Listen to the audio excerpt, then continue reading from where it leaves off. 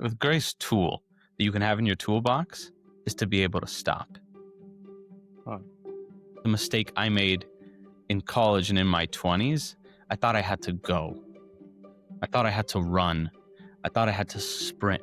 And it was just go, go, go, go, go all the time.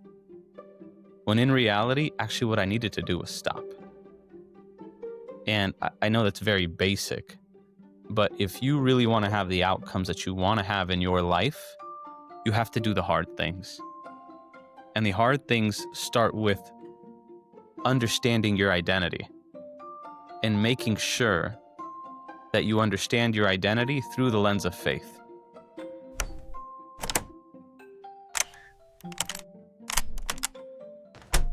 Welcome back to the Calling Code with Mina Salib, a place where we speak and learn from people who are driven by excellence and led by faith. Today, my guest is Anthony Girgis, founder, business executive, and leader whose life and work prove that excellence and faith are not mutually exclusive. He also happens to be my brother-in-law and someone I've gotten the opportunity to learn from and be inspired by for over a decade now. Thankfully, I would say in this episode, I would get ready for an honest, inspiring conversation about ambition, calling, and the principles that guide you to a purpose-driven life. With that, let's meet Tony. Tony, thanks so much for being here with us today. Oh man, congratulations. Thanks, man. This is episode 2.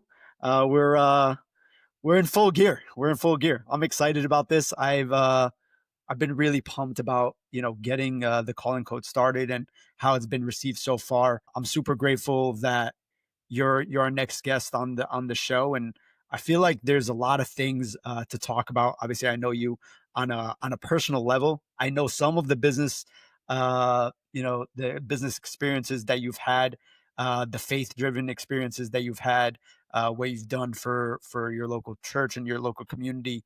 But I would love to just get a sense of, like, first and foremost, how would you describe Anthony Girgis, Tony Girgis? Relationship driven. I care about my relationships, and I care about impacting a person by person. Like I really try to take life very, very slow and deal with the person that's in front of me. You never know what someone's going through, and making sure they feel loved by me, making sure they feel supported by me. I Right. think for me, it's always about what can I do for someone, and take it day by day, minute by minute. And I would say that describes me in a nutshell, is that in itself. Yeah, I was gonna ask you actually what your superpower is, and the way I see your superpower, you're really great at forming real relationships with people and making them meaningful. I don't know if you would describe it yourself would be different, but the relationship driven concept for you is actually the first thing that came to mind when I had to describe you, kind of holistically. Yeah, for sure. What else? What is more important in life Hmm. than relationships and the people around you? Um, I've had the blessing of experiencing a lot of things in my life um, at a very young age, and I'll tell you, it always comes back to relationships. Like that is where fulfillment is guaranteed. Um, Everything else just goes and comes. Um, I've had the blessing of realizing that very young in my life, and realizing that, and just capturing those moments and making sure that I stay true to that myself. Can you just briefly summarize your experiences? You can go professional and what you've maybe done for in the service, what however you want to take that. Yeah, everything was driven from one life experience for me. Um, and of course, at the time, you don't process it fully. But over time, that one experience has influenced the decisions I've made in my life and my perspective on circumstances and situations. At a very young age, at the age of 5, my family was in a tragic car accident. Um, Me, my sister, my 2 sisters were in it. Um, we were 7, 5, and 3. I was the middle child. My dad, my grandpa, my dad's dad, cousins were in it. Um, and it was a very tragic accident where we lost two people. And for me, I was 5 years old at the time, but as I grew up, I processed that experience because I remember it. I remember like pieces of that day, pieces of that moment. And then, of course, the aftermath of being in a full body cast for several months, my sister being in a full body cast, our family as a whole going through two funerals of my dad's dad, and then my best friend at the time, who was my cousin, who was also my age, who was also sitting in a better part of the car. And so whenever I think about that experience and um, that life altering situation, I think like, well, that could have been me instead of Michael. His name was Michael. I was 5. He was 5. He was in a better seat in the car, like safer. Yeah. Um, but God took him and left me. And Mm. as I grew up, it was always going to that situation and thinking about how fragile life is, how what a blessing every day we breathe is. And that really altered me. That really changed me. Um, so everything after that always goes back to that moment. I think about that at least weekly, my entire life. Um, so, you know, professionally, that's driven me, um, you know, uh, philanthropy wise, that's driven me, uh, you know, nonprofit work that's driven me is always going back to that. Yeah, it ends up being your why, right? A lot of people ask me, what does Tony do? What is he up to? The most He famous question of all. Yeah, what does Tony do? And I was just like, actually, if I were to describe what he does, he just doesn't settle. That's how I I'm like, I'm not sure exactly at this moment, but I know he's not, settling for whatever is the current state is. Um, but just to answer that question for anybody, asking that question right now, um, what are you really passionate about right now? Yeah, it always goes back to relationships for me. So I Yeah. always look at situations and I try to examine what can I bring to the table for someone. And just my professional experience, I went to school, obviously had business degree. Out of college, I touched a few different like personal businesses, from like owning a CrossFit gym to owning a few restaurants. And I got life experience from there. My dad was always in the construction industry. I Yeah. tapped into the construction industry very early on. And I was trying to find my passion. I was trying to find what was going to work for me. And I realized I didn't really have a passion for the businesses itself, for construction. I didn't necessarily love construction. What I loved was building. I loved building things from scratch. I loved building infrastructure. I loved building people and supporting people. And that's as my experiences continued, that's what it became for me. That's what began to really pop out to me was that I'm decently good at seeing opportunity and purpose for people and how to put them in position to succeed and how I can support them to succeed. And that kind of evolved through every failure I had, through every hiccup I had, through every success I had, Yeah. um, and to go on and on and on. What do you think people get wrong about getting the best out of people? Right? Like in terms of management, because I think you just touched on a really important part where you can really spot, I guess, the strengths in people, and how to leverage those strengths. And again, it goes back to that relationship building. What do you think people get wrong um, with that? I think it's two things. I think one, I think it is an intangible gift. I Mm. don't necessarily think it's something that you can learn. I think it's something that you learn through experience and through time. I obviously wasn't great at it in the beginning, um, but I had a certain level of a gift to do that with people. And so I think that's one thing. The second thing is most of the time it's not genuine. most of the time somebody's trying to use something or someone for their own benefit, for their own movement up the ladder. And I think that's always caught and that's always seen, it's always felt by the other person. Um, and I think with that, it all goes back to the relationship. I don't think you experience that growth for that person when you're genuinely just interested in them. You have to be truly, genuinely interested in their success, Mm. knowing if they succeed, you succeed. And that applies. Would you apply that to the business world, or, the faith, like in church, like you apply that to both? I'm a principle guy, and Yeah. that principle goes anywhere, at any time, any place, whether that's church, whether that's work, whether that's a sports team, Mm. right? Like sports team is the best example because, especially in the high school or college days where people are trying to get to a certain level, right? And they have to prove themselves. It's how do you pass the ball when you're Mm. trying to get 30 points so the scout can see you in the Mm. stands, right? And so like, I think that all comes back to the genu the genuine aspect of someone truly looking at somebody else's best interest and the team's best interest.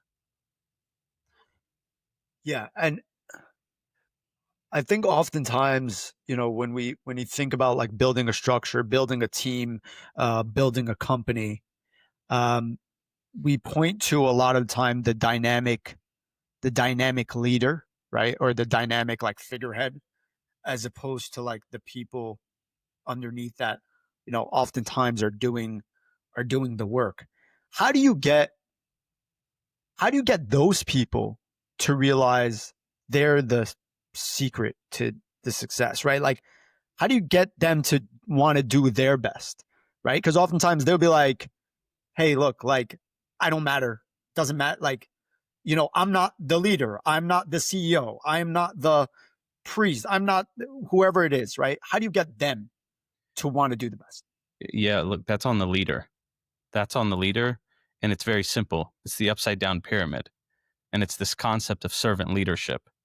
Servant leadership applies in any organization, profit or nonprofit, church or business. So turning that pyramid upside down and you truly being a servant leader communicates that through action, not words. It's your day to day interaction with people. It's the intern that you go and ask how their day is. It's the intern that you like ask about their family, their life. It's the details on where people feel their their need, their fulfillment to the organization, and that they actually feel like they're contributing person to whether that's a company or society. Um, that's 100% on the leader to make sure that the employee or the servant understands their worth by action, not just by words. When you think about the things that have gone really well, we'll take it like from your successes in your professional life. When you think about those, or and then you compare them to maybe the failures you might have had, what are the what what are the differences? Like, why did one thing go right versus another thing not go as well? Look, I think most leaders, if you actually sat and spoke to them, they failed more than they've succeeded. Hmm. So, you know, failing, and I hate using that word, but it's a it's a painful lesson. Okay, Right, most of them will tell you that they've failed more than they've succeeded. It's just right, that one success was really big, right. right? Or those two or three, um, and so it, for me, my process doesn't change. Hmm. I can point out to specific situations where I think, all right, I was chasing something, I was chasing the wrong thing in certain ventures where I didn't stay true to my process, which was like the purpose versus the money. And sometimes when you chase the wrong things, you make bad decisions as you as you go.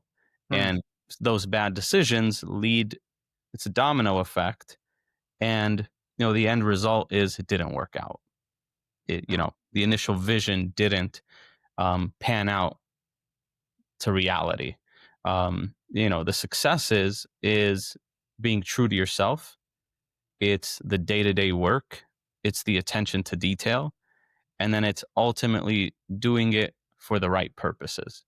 And Mm. usually when you do things for the right reasons, ultimately there's fulfillment. Success is subjective, Mm. right? So, you know, I can tell you there are some businesses that I didn't make money that I Mm. considered a success because money wasn't always the purpose. Of course, you start a business, you expect to make profits. Right. But in reality, there's some businesses that I had that actually lost money, but they were good lessons. I learned a lot from them and I Right. was able to carry those things. And I know at the end of the day, even though I lost money, someone there made money.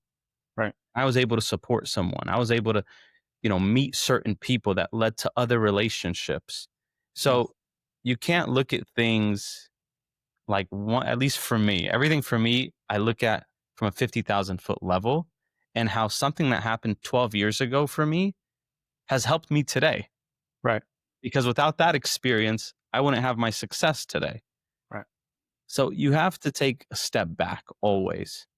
And you always have to look at things from like a granular view and not Mm. just be like compartmentalizing every single little thing. This was a success and this was a failure and this was a success and this was a failure. You will kill yourself Yeah. if you do life that way. Right. Everything is about principle. If you're able to view life and experiences through principle, it changes everything. Yeah. I think I figured out the title of this conversation, which would be "Process and Principle" with Anthony Girgis. Uh, when you talk about process, you mentioned that word a couple of times now. What is your process? Like, how do you, yeah, when you go into a venture, when you're thinking about a venture, what is the process? Yeah, over time that process has evolved. And my process today will probably be different in 2, 3 years. But in general, it's a few steps for me. Number one is my intuition. My intuition is very, very strong. And it's very, very strong because I try to stay grounded. And staying grounded, I don't make emotional decisions. I Mm. don't make quick decisions. Mm. Okay. So for me, the number one rule is my intuition towards an opportunity. So what And when you say intuition, you mean like your gut, right? my Like, gut, like just yeah. what is my gut telling me about this specific situation? Yeah. And if it's like green light, all right, due diligence. Mm. Let's get to know it a little better. Let Right. me research, kind of an R&D phase of just understanding the landscape of what the opportunity is. You know, I know many people in many different verticals, Yeah. and it's not being scared to say I don't know. Mm. That's been my greatest gift is I don't act like I know everything. Right. I actually know nothing. In every opportunity, I walk into it saying, I know nothing about this. Mm. So let me research all that I could. Let me contact people that I know might know something about the industry or specifically in that industry. And I have the conversations. Nothing is easy. There's no such thing as an easy business. There's no Mm. such thing as, I'll be honest with you, there are tons of great ideas. Yeah. Most people have great ideas. Yeah. Ideas are not the problem. It's the execution. It's the Yeah. plan, the process, and the execution. So for me, it's understanding the full landscape. And if I'm still comfortable with it and I still see an opportunity, green light, move forward. And from there, obviously, through every step, it's always questioning my own intentions. Mm. I think that's one thing people don't do enough. And I think it's one of the most valuable aspects that if you have that tool in your toolbox and you're honest with yourself, Mm. you'll save yourself from a lot of heartache. So it's questioning my intentions when I'm getting into a business. I'll give you one example. Yeah. Not a lot of people know this.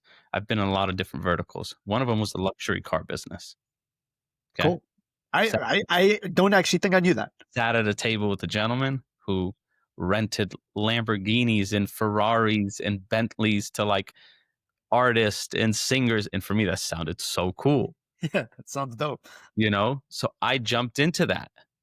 Yeah. I partnered with him and I went about it and was like excited Mm, about number one, having access to these vehicles, but also who we were renting them to. right. Okay. Not the right intentions, Yeah. not the right intentions at all. Of course, I was there to make money. I saw the opportunity, Right. but it was more of an emotional decision rather than a grounded and strategic decision. And that came back to bite me in the butt. I lost a lot of money on that venture. Mm, But even those opportunities, it's how you process them and how you bounce back from them. And so I never allow money to overshadow my life.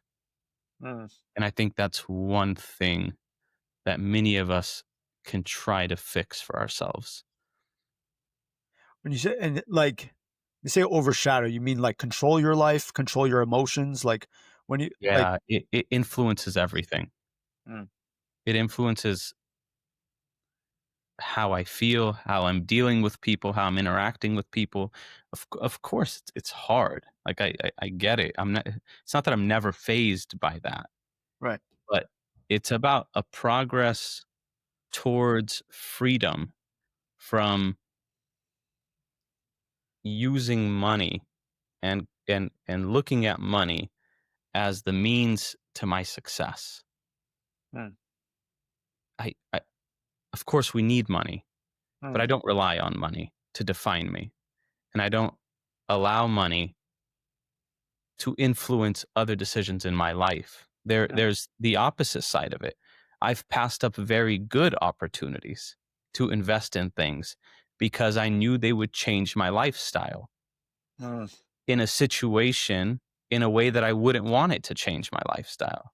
right. So I've experienced it in both ways where I've made a bad business decision because I was chasing the wrong thing. I've also made, I would say, the right decisions in passing up on opportunities that could have made me a lot of money, but would have changed my lifestyle. It would have required a different level of energy and effort from me that I knew would impact my family or impact my lifestyle. Mm, yeah. That's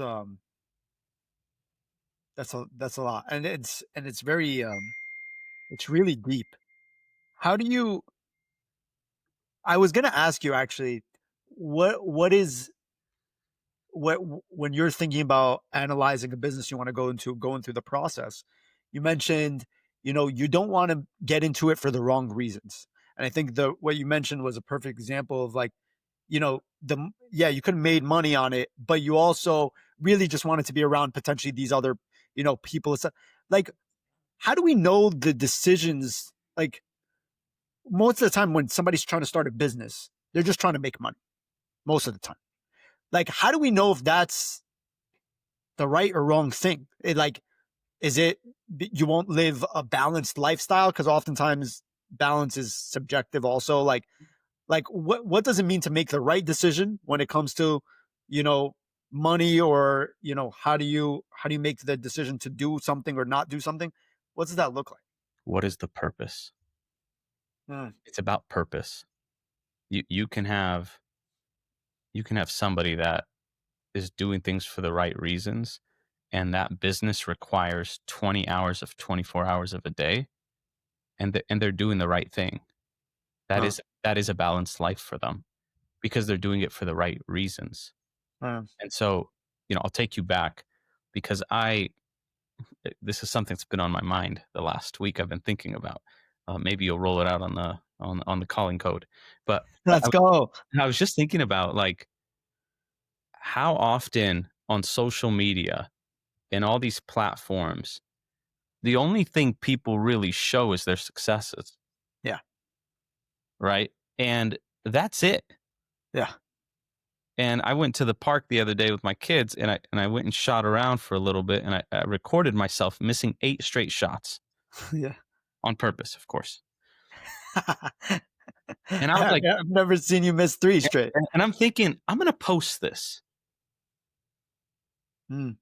because no one ever sees the failures. Yeah, yeah, Everyone sees the successes or the outcomes or the vacations or the court sides or the the press conferences. yeah, No one sees the failures. No one sees that I failed 7 times before I succeeded on the 8th. yeah. And so, like, that was like something that was very real to me. And I was having this conversation with someone and saying, like, I'm going to start posting my failures, all the ways I've fallen short, Yeah. because that's what's allowed me to find purpose, to find how I want to give myself and how I want to be productive for society and for my family and for the people I interact with. Nice. So, uh, yeah, what was your Why original why question? No, no, that I don't actually know, but I think that's actually more interesting because you know, a couple of years ago, actually, when I first started in tech, I actually thought about this question when I tried to start Aspire, where it's like, I want to document people's failures because the overnight successes are never overnight, No, right? Where it's never. like, it's never like everybody sees, yeah, the flash and the guy and like the press clippings, but nobody actually sees like the work at 2 a.m. that Yeah. you're doing to make it all happen, right? So why do you think people don't, even successful people don't want to share their failures, right? Like even when they reach a level, they still don't want. Why do you think people they stop themselves from sharing that? I think the person that can't share those things, it's a matter of insecurity. Hmm. It has to do with something internal for them that they're not able to process fully and not able to own. And Huh. I think that's what it comes down to.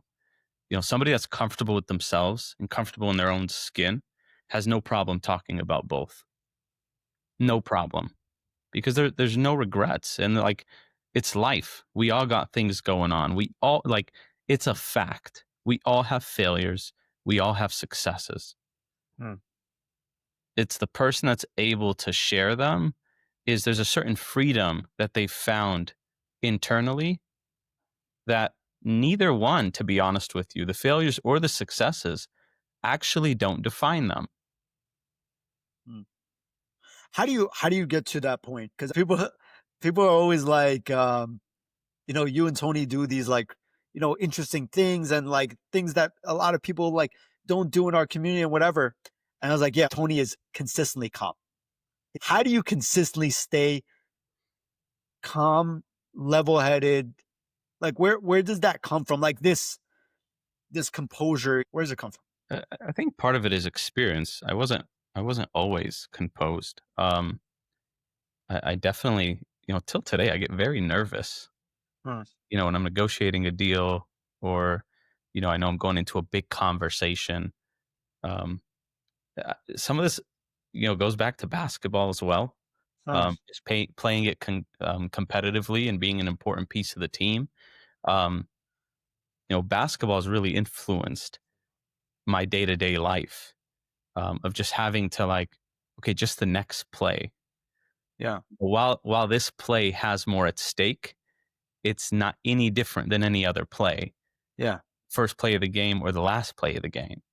And it's fighting mentally those demons that want to, like skyrocket your emotions and make you think of all the negative things. And so I think for me it was a matter of, number one, definitely experience. But number two, I always have to tell myself, time will pass. Huh. Like, whatever you're going through is going to pass and everything's going to be okay. I don't have to know you and I will tell you that because you're here right now and you're okay. Yeah. And so I know you've definitely been through things in life and you've definitely gotten to that point where you were emotional or you felt like life was like hanging by a thread. Hmm. But the reality is, time passed and that situation passed and that circumstance passed. and you were still standing on your 2 feet, and you were okay. Mm, And so for me, it's a constant reminder of the past difficulties that you got through.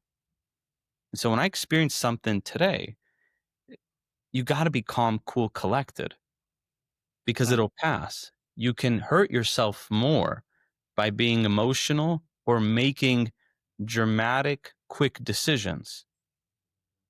And so, obviously through the years, I've learned breath work, some practical things that I've been able to incorporate where it's just like sitting down and being silent yeah, and just breathing, right? yeah, Hamilton, there's a great Hamilton quote, right? Right. Smile more, yeah. talk less. Talk less, yes. And for me, it's always about talking less. The Mm, people that dig themselves in a hole are the ones that just chattering, chattering, talking, talking. And as they're talking, I'm learning more and more about their position. And I'm yeah, learning more and more about where I can respond. And I respond. They gave me every tool that I needed by chit chatting away. mm, And so to stay calm, cool, collected, it's just a matter of being still. It's mm. not some mastermind like, tool in your toolbox. Just be still. Just be silent. Just don't do anything for once in those difficult situations.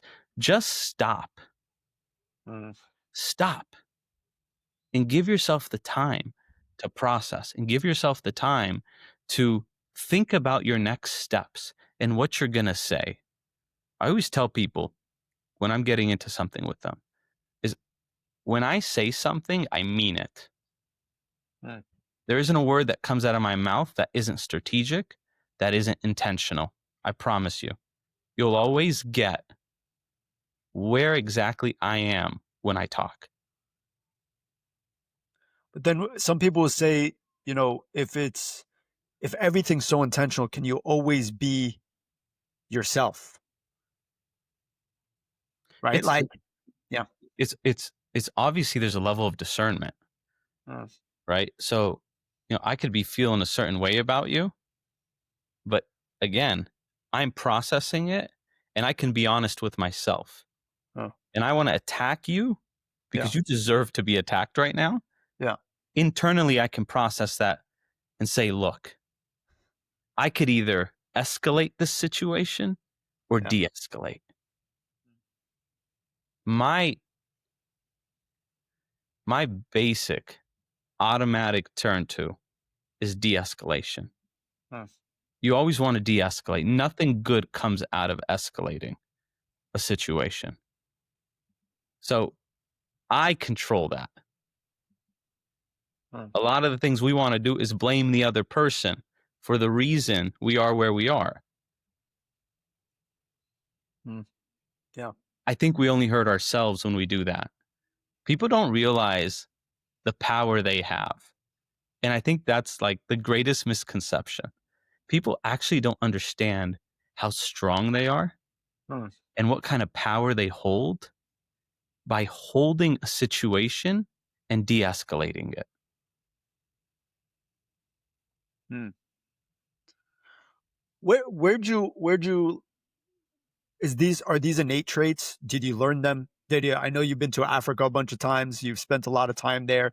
Like, really, is this something you, like, learn outside of, everyday life? Like, where do you learn the idea of, you know, sitting with yourself, you know, c compartmentalizing things, Yeah. being wise with your words? Where do you learn them?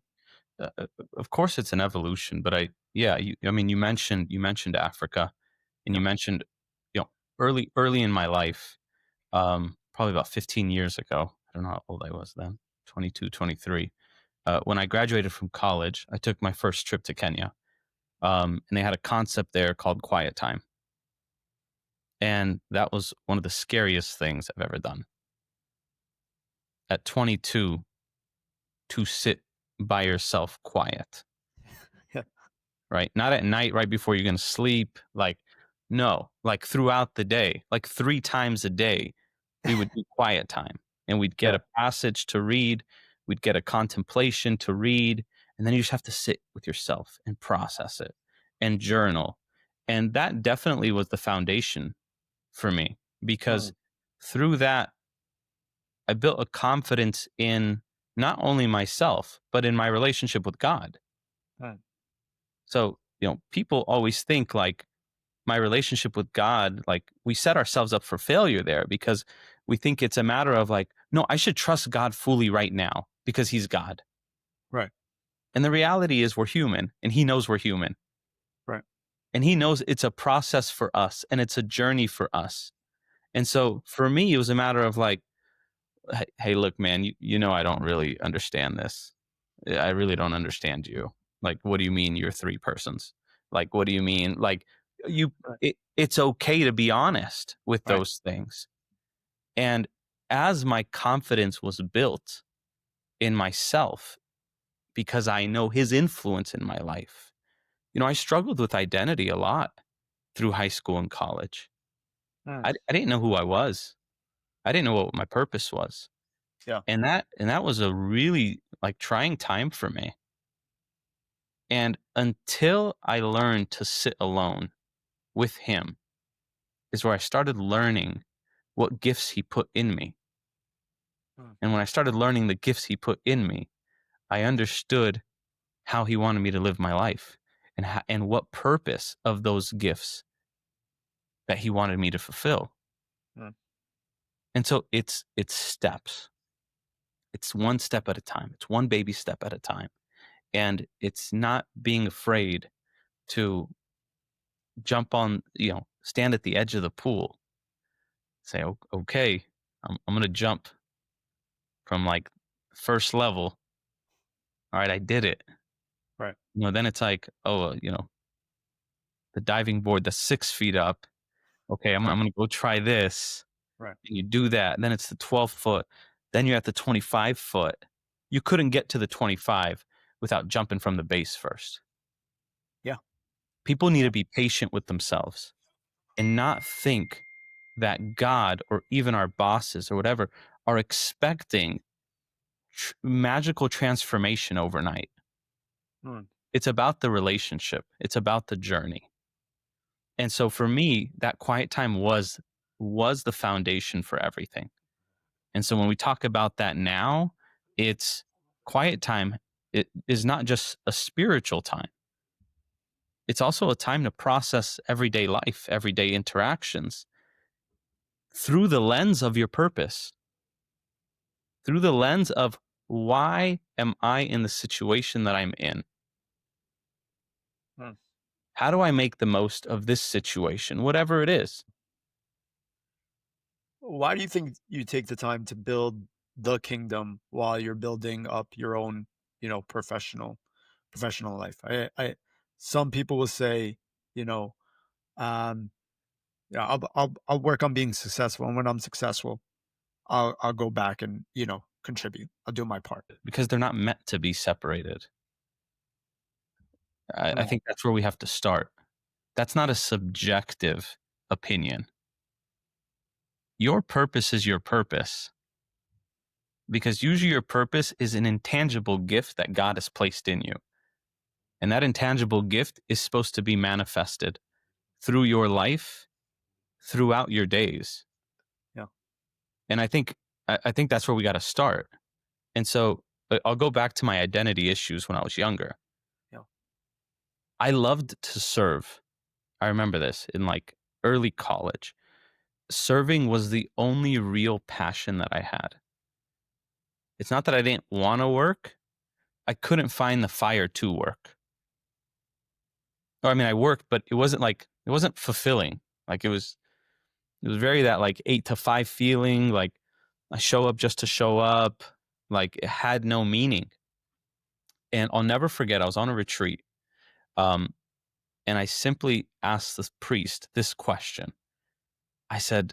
I said, I like, I love to serve. All I want to do is serve. If I can serve 8 hours a day, that's what I'd love to do. But obviously, it doesn't pay very well. And I need to, like, and I need to make money if I want like Mm. a family and if I want to live my life. Right. And I asked him, I, I just struggled with it. And he said something so simple, but was so real. And he goes, "Why isn't your work your service?"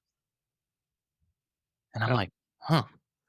Because in my mind, it was always separated, like work and then purpose and life and all of those things. Right.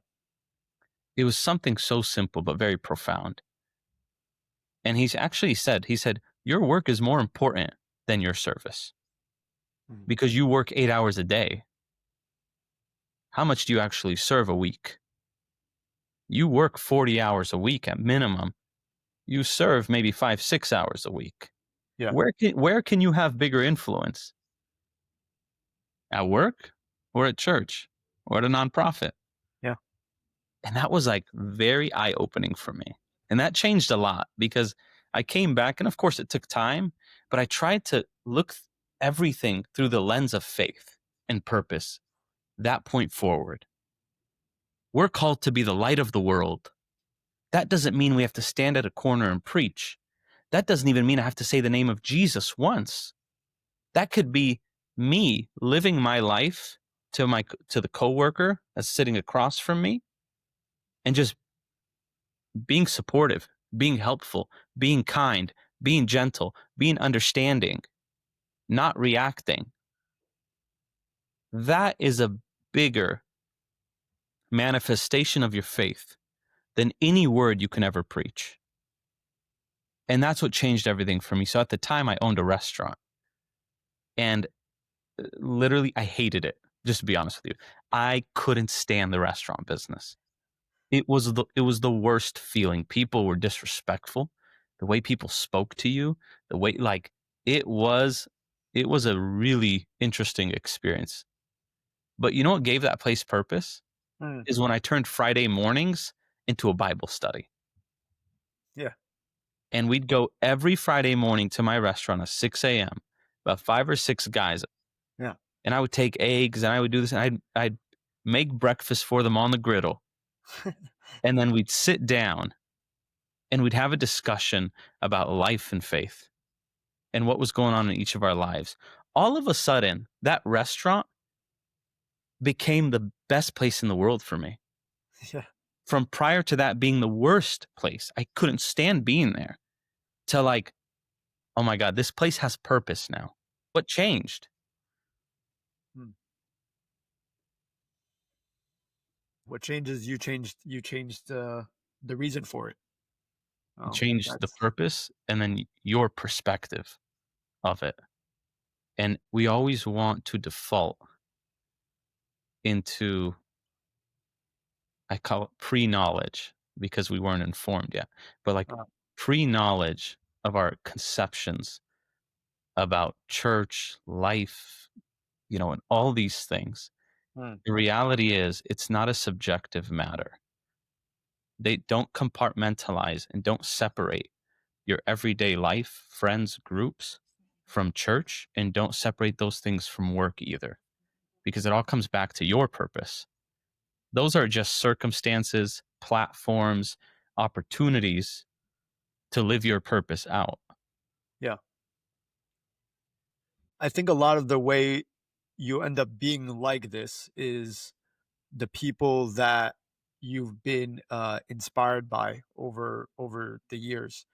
Who are those people? Who are the leaders that you've been inspired by?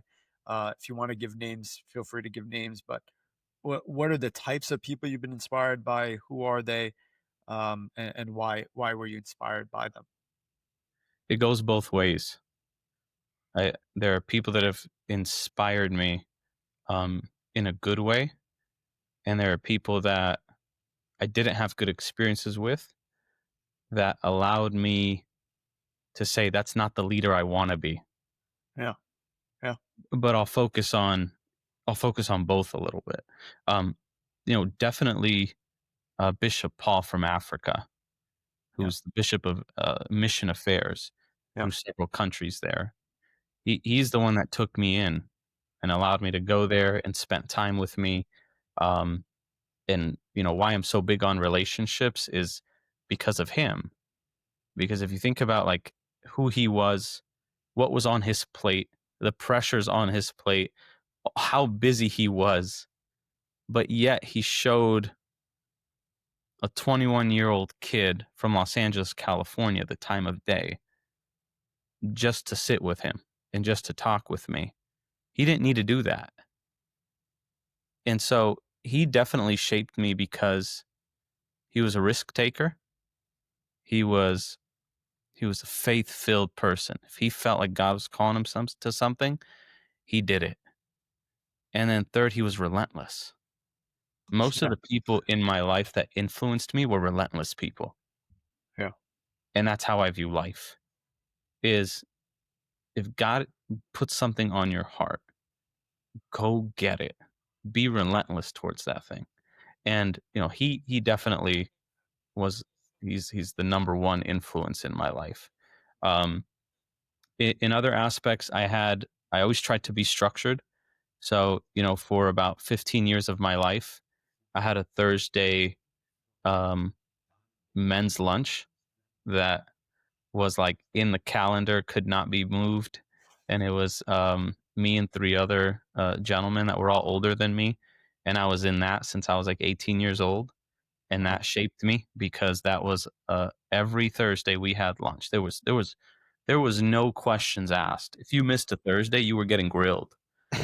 And that's because those guys set that standard. Yeah. That this is so important to your life and to our lives. We cannot miss this. We cannot miss this Thursday lunch because it's where we refuel. It's where we bounce things off each other. It's where we come and talk and like just be vulnerable and real. So those three gentlemen absolutely played a big role in my life for a long span. 15 years, we did it every Thursday. Yeah. Maybe each of us missed 3 to 5 through 15 years, in all seriousness. That's impressive. Um, and then um,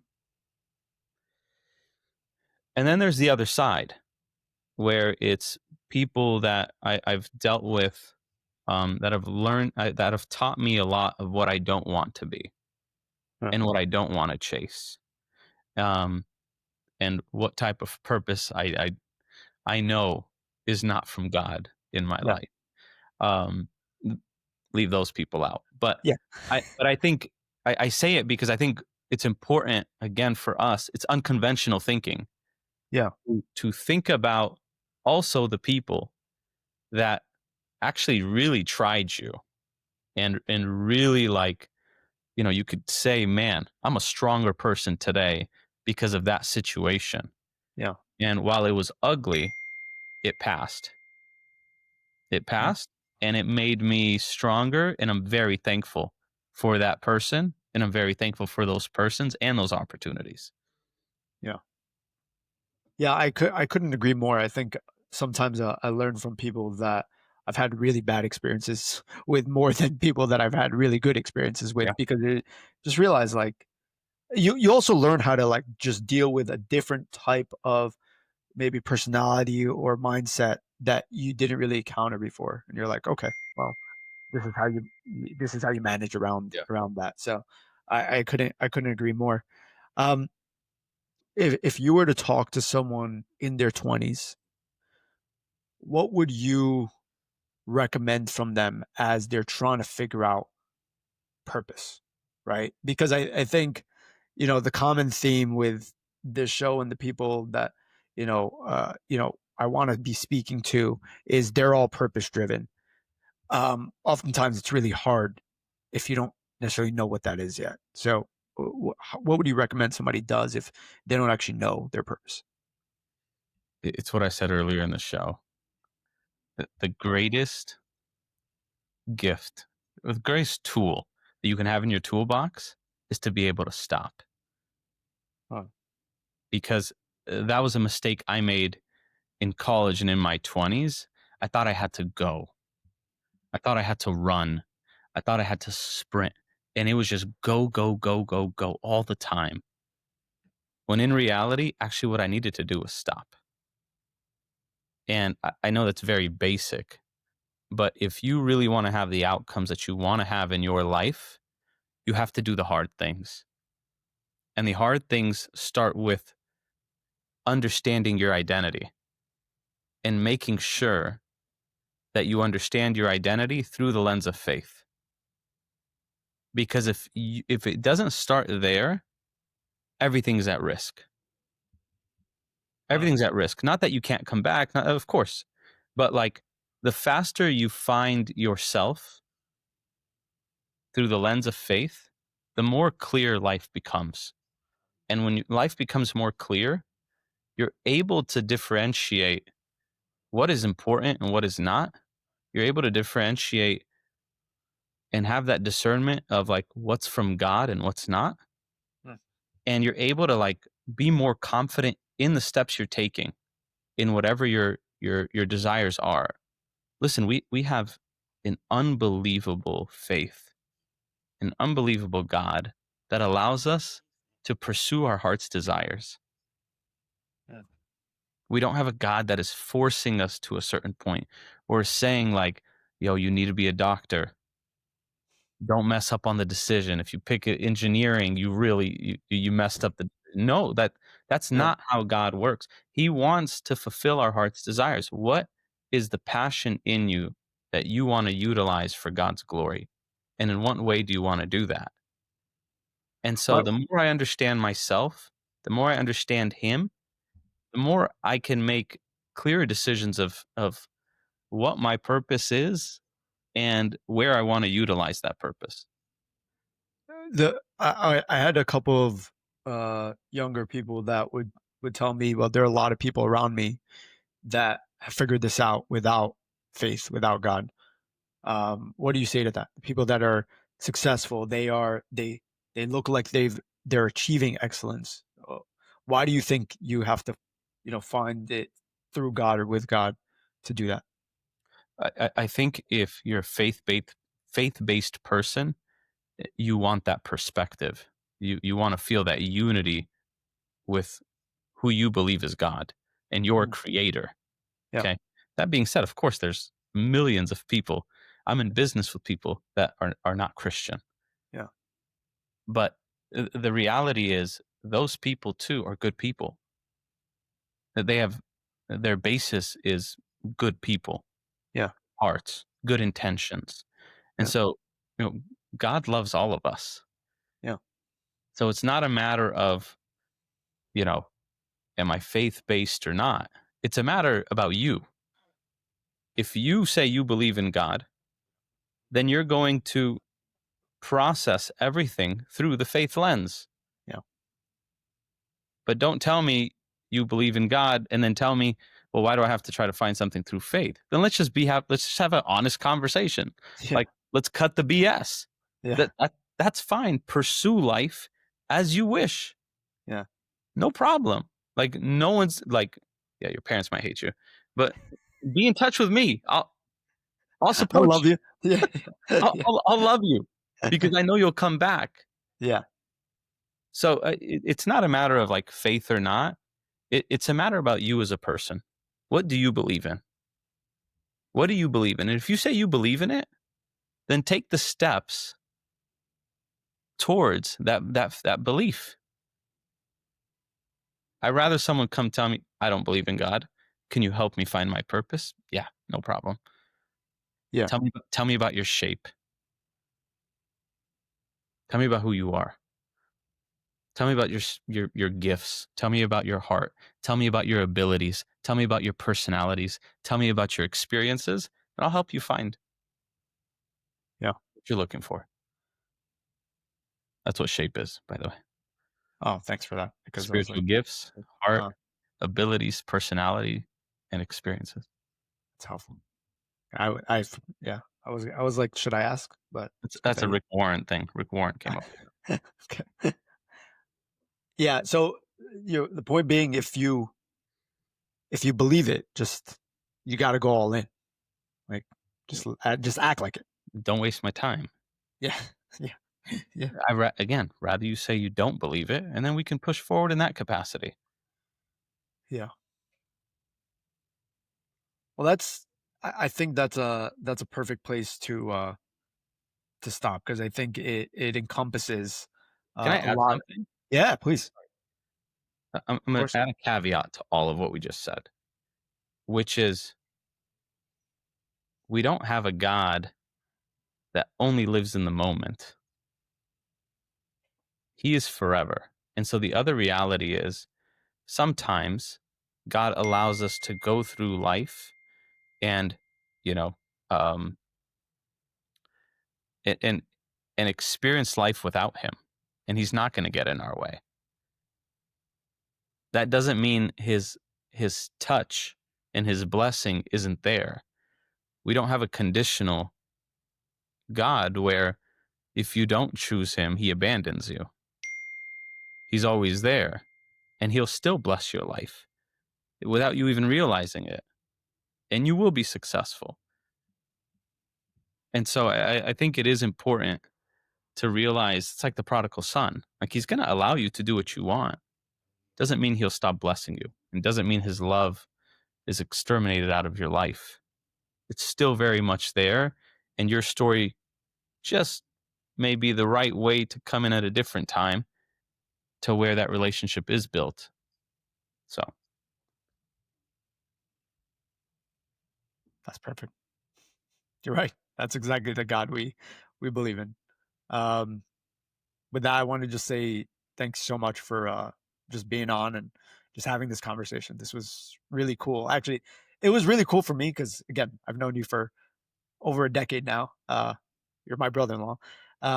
But this was different. This was different in terms of like getting a real deep dive into the mind and the ambition and the faith that you really hold within yourself. So thanks so much for taking the time to be on the calling code. proud of you, man. Thank you, man. Really appreciate it. And to everyone else, we really want to say thank you so much for being here with us. God bless.